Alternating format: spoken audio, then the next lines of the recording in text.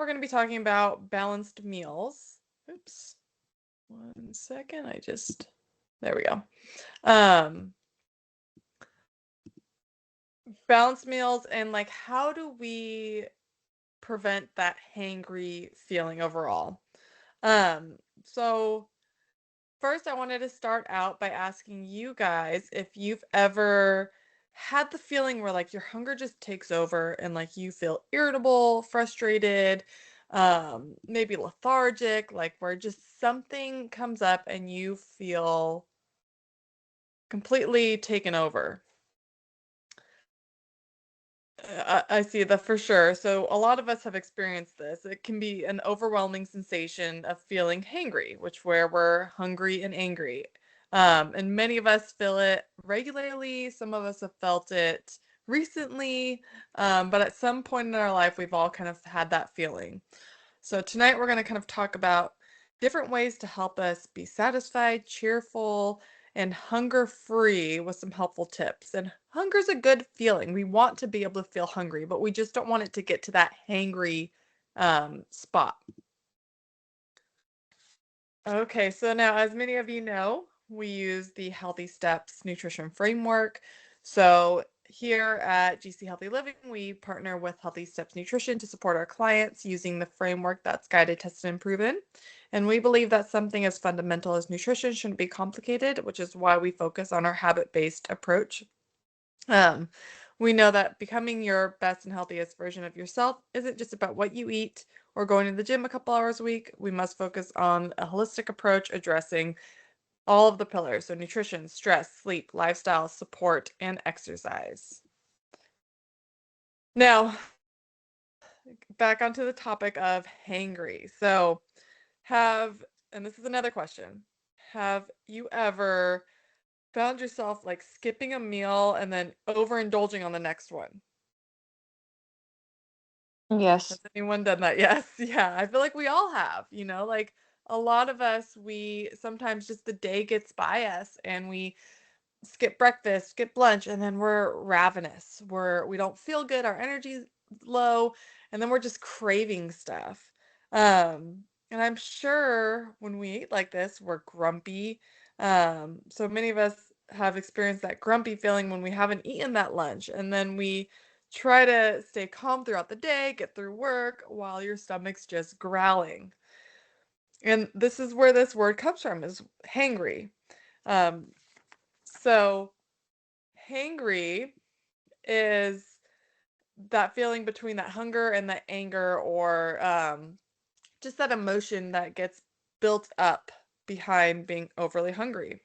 So researchers have actually conducted a study. So they did a 3-week study that shows feeling hangry is actually a real thing. It's not just something that we've made up. Um, they asked different participants to answer quick survey on their smartphone 5 times a day. So they received notifications at specific times, 3 of which were right before their main meals. And this helped gather information about their daily lives, and they measured how their responses changed before and after meals. With 64 fully completed responses, the study suggested that hunger is indeed associated with stronger feelings of negative emotions, such as anger and irritation, and a reduction in ratings of pleasure. Feeling hungry was responsible for 56% of the changes in irritability and 48% and 44% of the changes in anger and pleasure, respectively.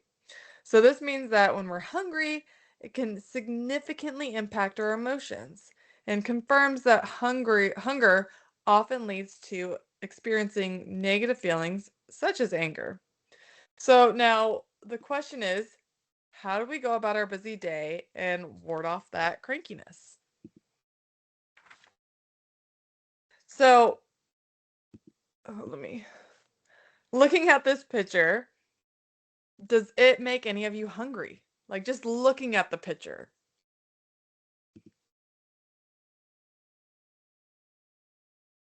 No. No? Good. Okay. Sometimes, and it might be because a lot of you have done hard work and seeing this just isn't as appetizing anymore, but you could put Whole Foods up here. And just sometimes looking at pictures like this or whatever you enjoy can make you start to feel hungry. So even if you weren't hungry before, you might feel like eating after looking at pictures of food. Your appetite is starting to get stimulated, and now you have a desire to eat just by, I mean, sometimes it's like when we're watching the Food Network or we're watching a cooking show or we're scrolling on Facebook or Instagram and we see a recipe of something that we enjoy, healthy, not healthy, whatever it is, it can start to stimulate our appetite just by seeing these things. Your appetite is often promoted by seeing or smelling delicious foods. And by contrast, hunger tells our body that it needs the food and it can provide it with energy even if it doesn't look super appetizing. So if we leave this up and we kind of keep looking at certain things or we just change different images of food, our body might start to become hungry just by looking at things like this.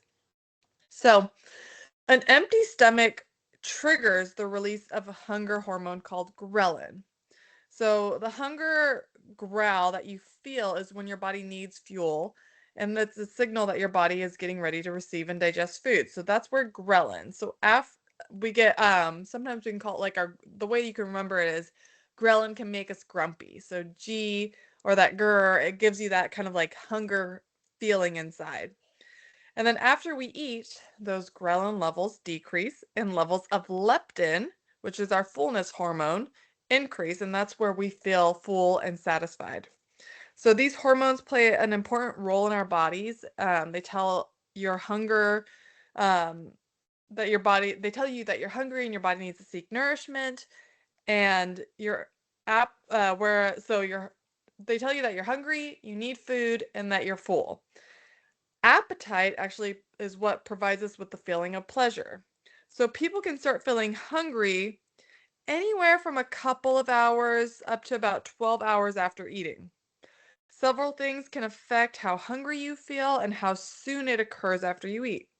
So these include like how many calories we're consuming, how much protein we're consuming, how many carbs are in our last meal, what types of carbs, how much fat. So all these different components that we use to make up our meals and our snacks can ward off that hunger, can bring that hunger on sooner, and all the different things in between.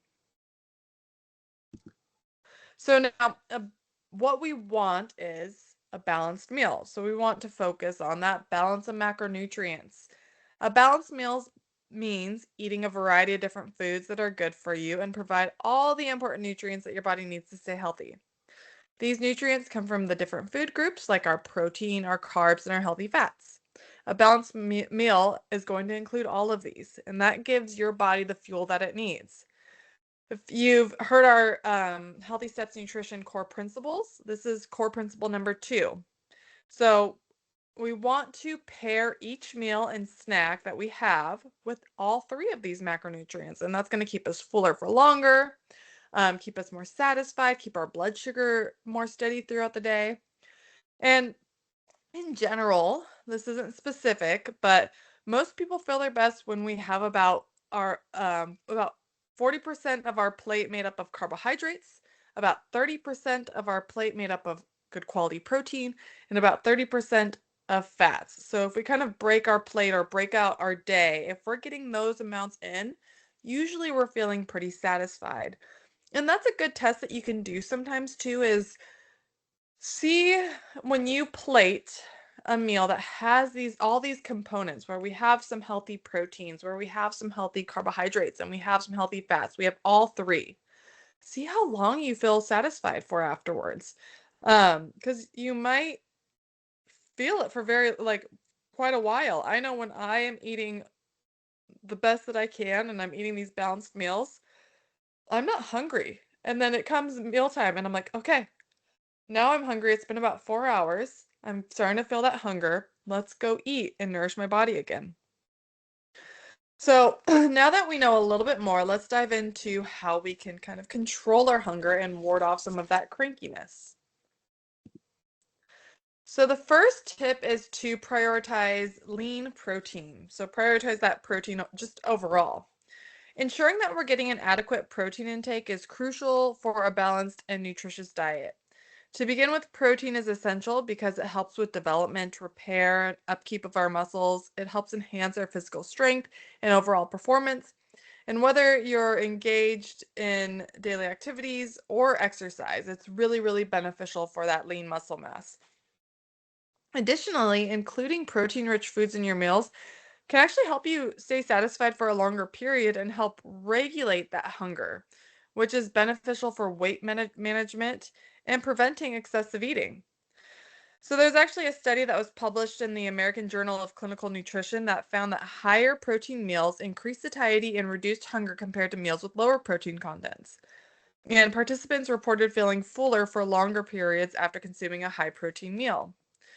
Also, protein plays a critical role in various body functions, such as facilitating our metabolism, supporting enzyme production, and regulating hormones. So, these processes are vital in generating energy, promoting efficient digestion, and maintaining overall well being. So, we need that protein because overall it's vital for the maintenance of healthy tissue, igniting your immune system, and expedient like, it helps with wound healing if you have any wounds or any damaged tissues. It can contribute to general health and ensure that we're just functioning optimally. So by giving your body prioritizing that lean protein in your dietary choices is going to help you thrive. I know I can tell when I'm lacking in protein and lacking in my meals with protein. And simply by focusing on that, I feel so much better throughout the day. I feel like my muscles recover faster after I work out. I just feel stronger with it. And this can be tough. I know a lot of my clients struggle with getting in that protein, and there's simple ways that we can do it. It doesn't mean that you need to just eat chicken breast all day long. There's really fun ways that you can do this. There's fun recipes that you can mix in and add in. Using a ready to drink protein shake or a protein powder can definitely help if we need to hit like super high numbers or we're just on the go. So there's lots of ways to get this protein in. So tip number 2 is to use the plate method. It sounds silly, but it's really, really beneficial. So one simple method that we teach a lot of our clients is to just focus on whole foods first and less on processed foods. And the reason for that is we want to decrease the processed food options that are typically packed with higher sodium, higher fat, higher sugar, and a simple way to start is just by using the plate method. So, not even trying to be so hyper focused on calorie counting, but just look at the food that we're consuming. So, the plate method is a really helpful way to help plan your meals for a healthier diet. It's simple to follow because it just is dividing your plate into different sections. I love teaching this because it makes it a visual representation of what a balanced meal and balanced snack can look like. And this can help you control how much you eat and ensure that you're getting a good mix of those nutrients. So, how does it work? What we do is we visually take our plate and we divide it into 3 parts. So, you'll see over here we have our non starchy vegetables. This we want to have at least half of our plate with. These aren't going to be calorie dense, but they're going to be volume dense, which means they are going to keep you full and satisfied. So, if you're someone who needs to eat big portions to stay full, this is your bread and butter. This is what's going to keep you full without overdoing it on the calories. So really, really simple way. Um, and then you want half your plate to be those starchy carbs, those good quality whole starchy carbs that are going to have those fibers in them and kind of keep you full for a lot longer and give you that good quality energy. And then we have a fourth of our plate as those lean protein sources. And we have the fat kind of on the side. And this is because fat is high in calories. So when we're cooking with fats, when we're topping some things with fats, that's where we're going to add it to it. And about a tablespoon to 2 tablespoons of fat, depending on what we're doing, is about 1 serving. So we have to be a little bit mindful of this. And every person's needs change. And it changes on the type of fat that we're using too. So this part can get a little bit confusing, but if we just focus on this as a general, where we're doing our protein, our starches, and our non-starchy vegetables, we're off to a fantastic start. Okay. So, tip number 3 is something that I use in my practice all the time and even do it myself all the time. It's just mindful eating. This is something that we do as a family in my house. We really prioritize this because I think that this is one of the key things to making sure we're listening to our bodies and we're in tune with it. Our fast-paced modern lives make it easy to rush through our meals, eat mindlessly, barely notice how much or what we've actually consumed. When we embrace a practice of mindful eating, it can significantly enhance our overall being while transforming our relationship with food. Incorporating mindful eating into our lives doesn't require drastic changes. It's pretty easy to start, but we do have to be present and really focus on it and bringing attention to our meals.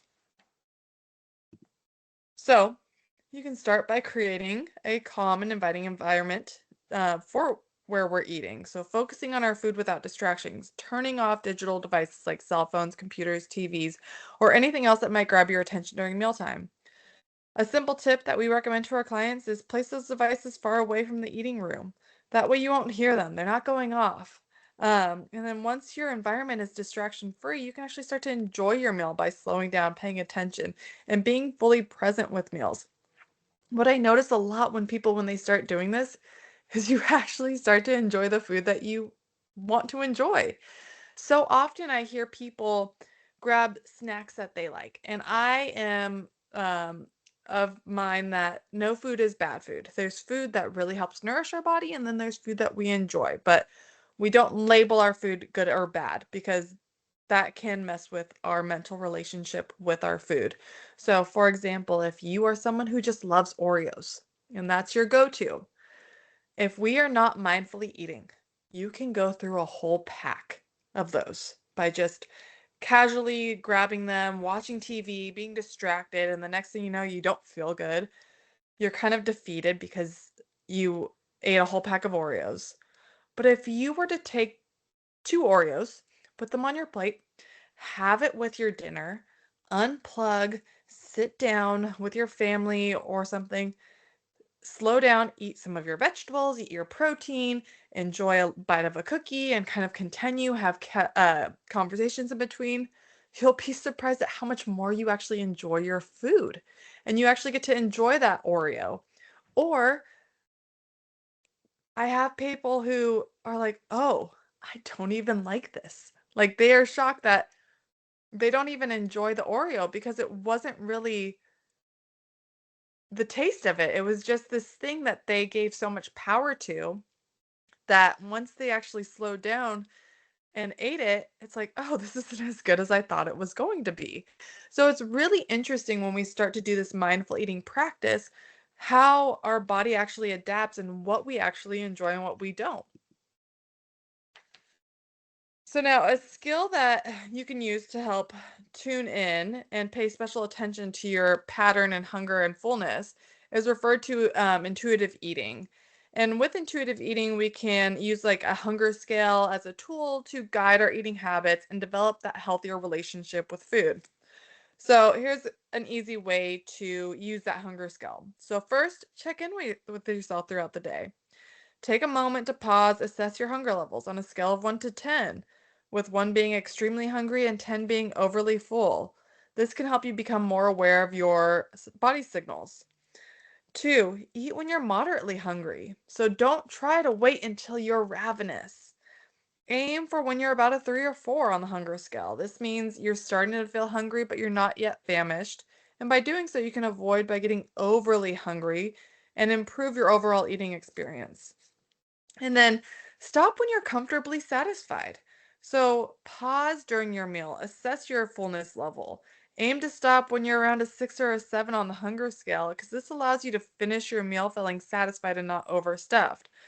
I know sometimes if you rush through a meal and you didn't let your body kind of catch up, you can feel overly full because you overate and you didn't even realize it. So really slowing down can really help. Now, if we're struggling with trying to figure out like, hey, are we hungry? Where you might just not feel physically hungry because a lot of us have gone years and years and years without listening to our hunger hormones that it's hard to hear them. So, ways that can tell us that we need some nutrition is if our energy is too like or down and we're tired, sluggish. If we're having a hard time concentrating, we get headaches or dizzy. If our mood is irritable or we're starting to get cranky or that hanger feeling. If our stomach is starting to grumble a little bit or we get some slight hunger pangs, this can tell us that we need to start to figure out some nutrition. For the most part, it feels great to eat when you're about that 3 to 4 on that hunger scale, and it's not always easy to do. But eating before you get too hungry can help you trust your body and start to feel more comfortable with all of these.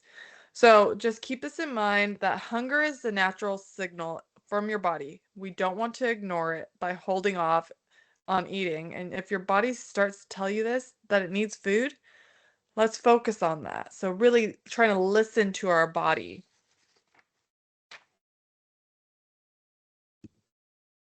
All right, so some fun facts on just hunger is with some frequently asked questions is how often should I eat to avoid feeling hungry?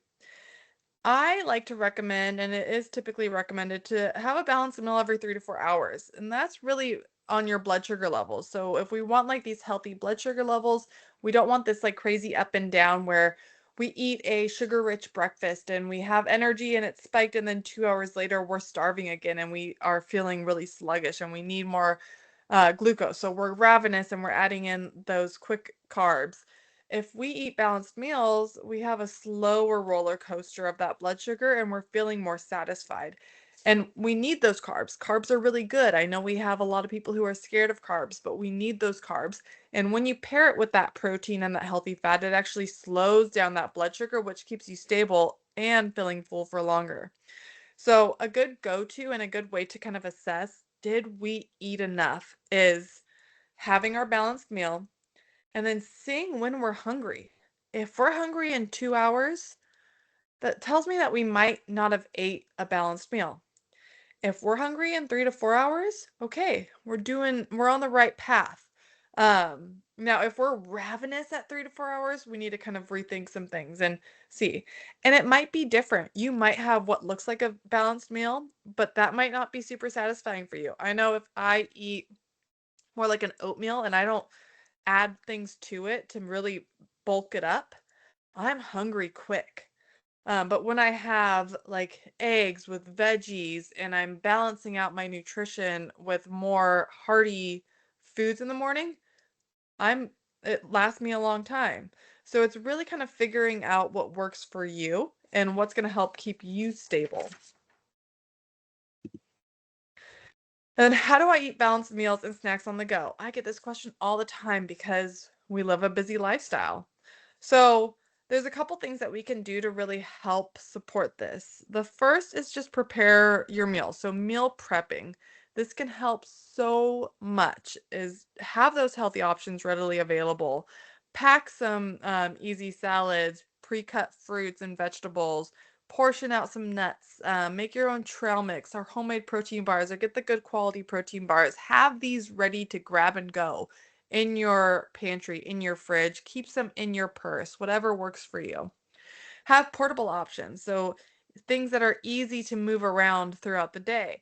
Things like wraps with you can do lean protein and vegetables, Greek yogurt cups, high quality protein bars. I like to do sometimes like adult Lunchables. Those are super helpful, or just easy things that you can just throw in a lunch pail, keep on you, and go. And then smart snacking. So keep nutritious snacks at your desk.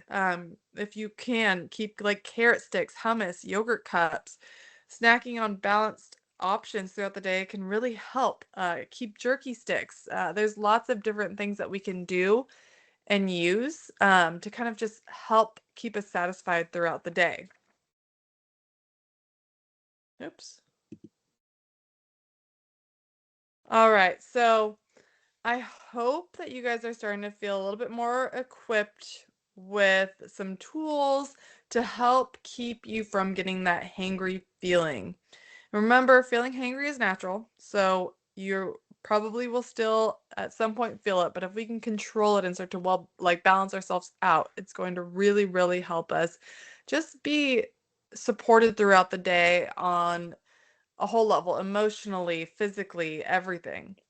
By implementing these helpful tips into your daily routine, you can proactively prevent these hangry episodes and maintain a more balanced and content state of mind. And embrace the power of mindful eating. Nourish your body with regular and nutritious meals. Use the plate method and create those balanced meals throughout the day. And as you start to move forward, remember that this takes time and practice. So be patient with yourself and celebrate the small victories.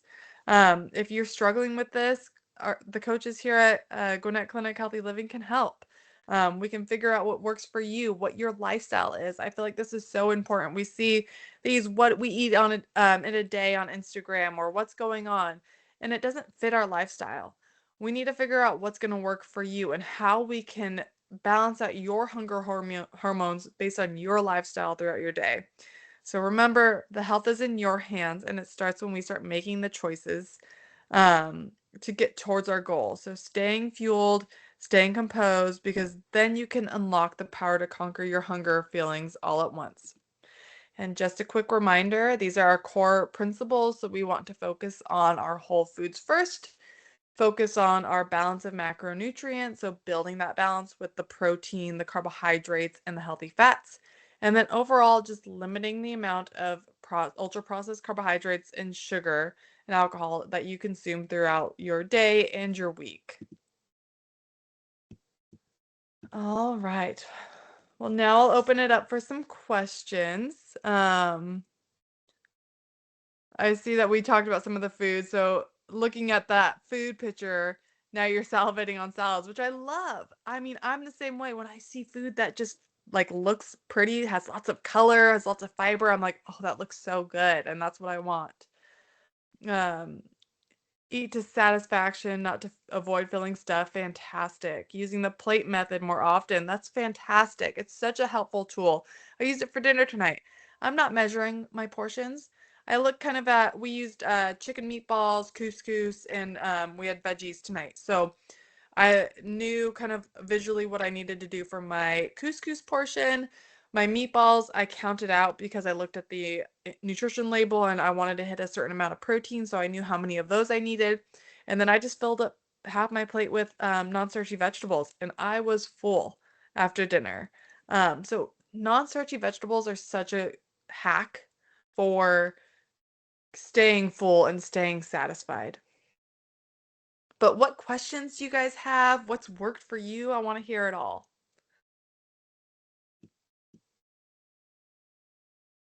We have a couple people typing. What should someone do if they no longer really feel the hunger signals? Set reminders to eat every 3 to 4 hours, anyways. Yes, so sometimes we don't feel hungry and we need to be mindful of that. So, mindful eating can kind of go two ways. One, balancing out our plate, kind of focusing on what we're doing, eliminating some of the distractions that we can so that we're enjoying our meal and really tuning in. And other times, mindful eating is, hey, it's been 3 hours, 4 hours since I ate. I need to have something. Maybe that's not a huge meal, but maybe that's a snack just to keep you going. And that way you're not ravenous at dinner. Because sometimes we go throughout the day and we're like, oh, I'm not hungry, I'm not hungry, I'm not hungry, so I'm not eating. But then we get home and our energy jumps. We're like, oh, now I need this snack and I need this snack and I'm snacking while I'm making dinner. And all those calories that we think that we're not eating because we've fasted throughout the day, now we're over consuming.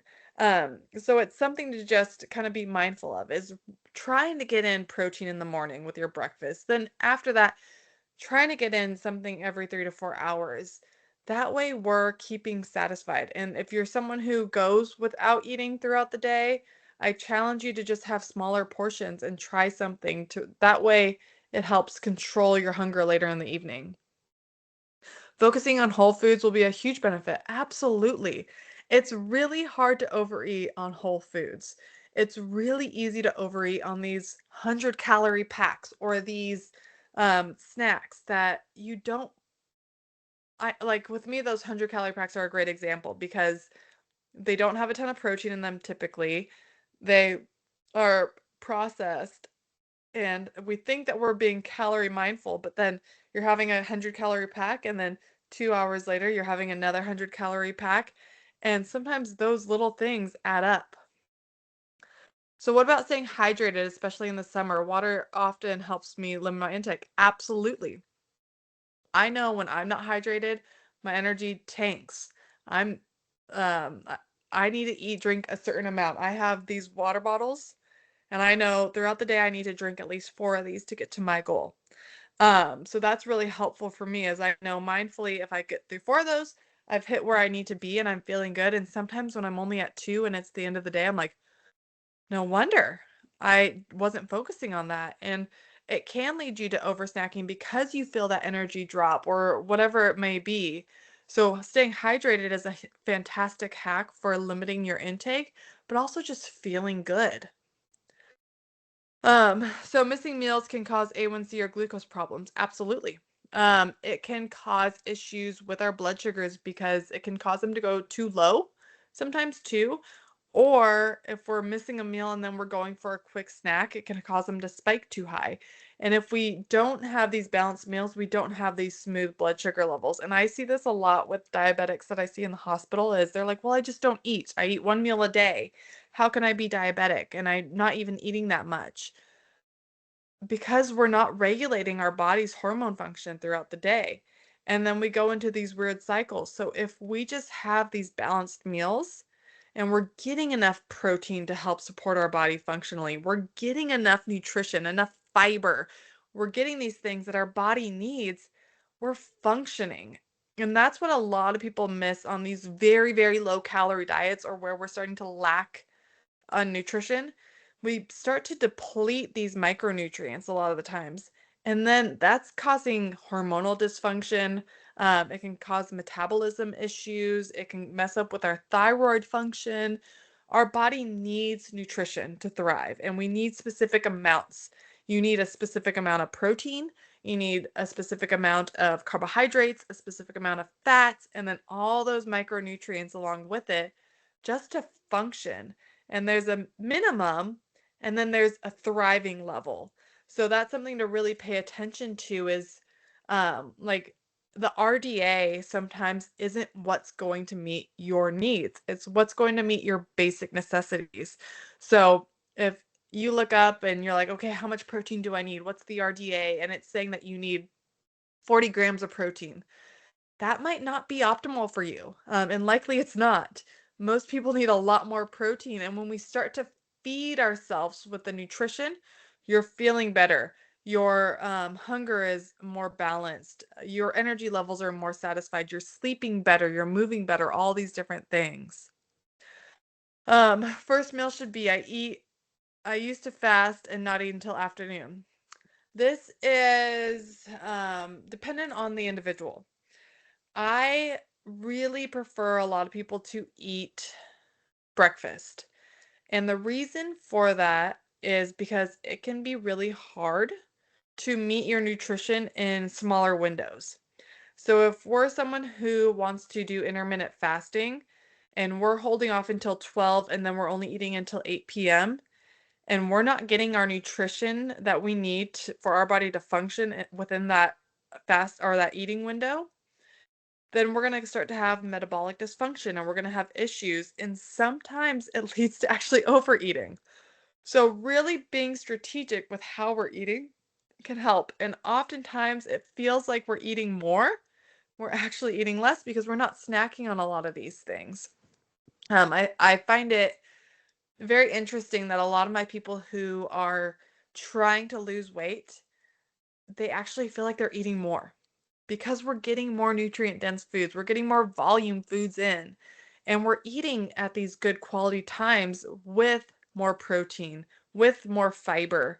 And that is causing them to feel fuller. And they're like, oh, I actually visually look like I'm eating more, but calorically, I'm actually eating less, and I'm eating more of the right things. And we start to actually see our body composition change significantly. So, it's nutrition is super, super interesting, and it's not just about trying to cut calories and trying not to eat. We want to make your body thrive. What other questions do we have? These have been some really good questions.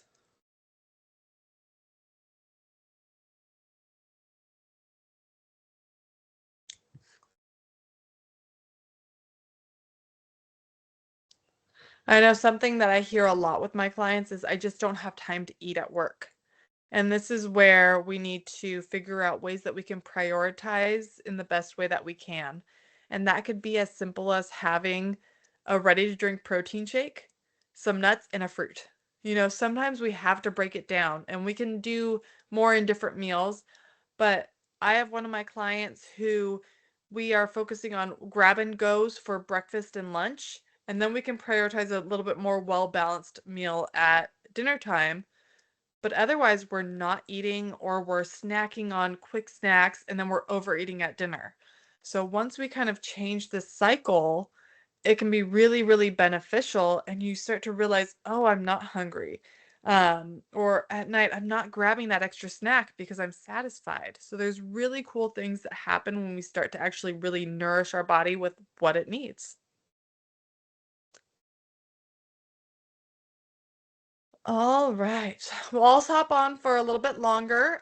If you guys want the meeting minutes, if you could just type in your email that you would like it sent to, I will give you guys a recap of everything that we went over and some fun tips and handouts on intuitive eating and mindful eating.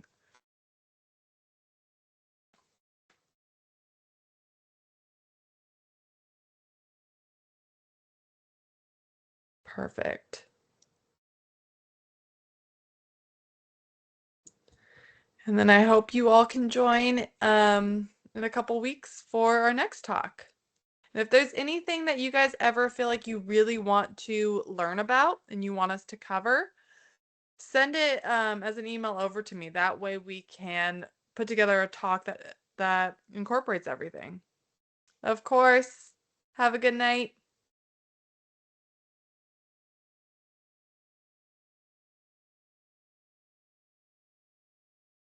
Of course. Have a good night.